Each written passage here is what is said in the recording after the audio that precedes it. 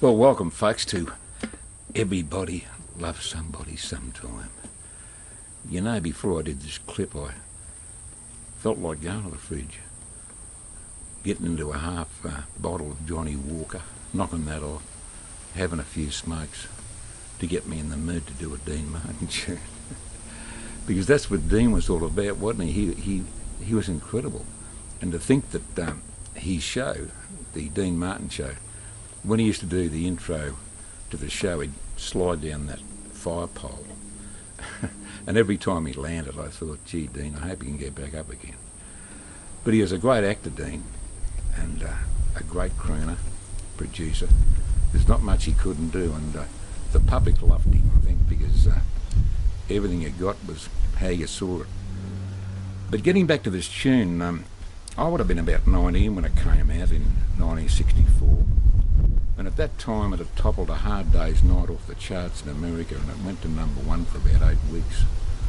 So it got plenty of airplay. And when it used to come on, I used to listen intently to it. And the first thing I used to do, if a banjo was handy, I'd go out and find out what key it was in. And then I'd set about learning it. And I used to do that with a lot of tunes because you couldn't always get sheet music. It, it was pretty rare.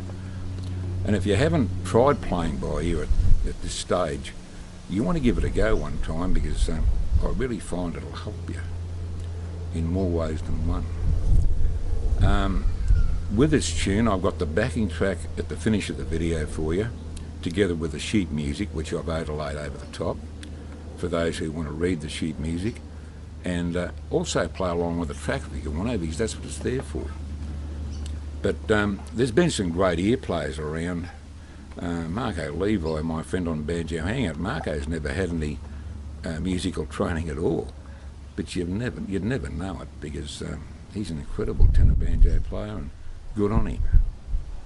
In the tune, I found it difficult to get a backing track with the correct chords in it, and I also had to hunt around for a sheet of music, which I finally got, with the correct chords on it. And what I've done is underline this chord I'm going to talk about in a minute, which is bar 20 in the tune, and it comes in here. I'll just play a bit of the song for you, just 4 bars after the bridge.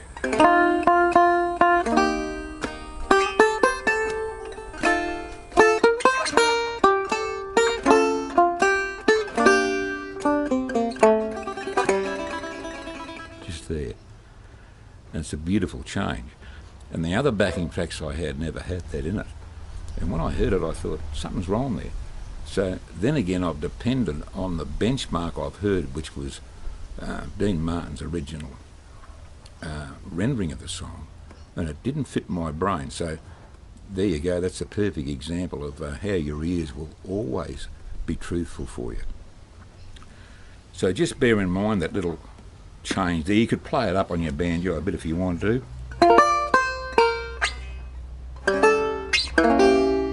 You could play it there, which is an octave higher, but it fits beautifully. So that's about it for this lesson. I'm not going to rave on too much longer today. I could talk about Dean Martin all day, but I hope your banjo playing's going good. I hope you're kicking a few goals, and always stick with it, because it's a very important thing, music, in your life, and I really hope you keep it up and keep on having a ton of fun. Bye for now.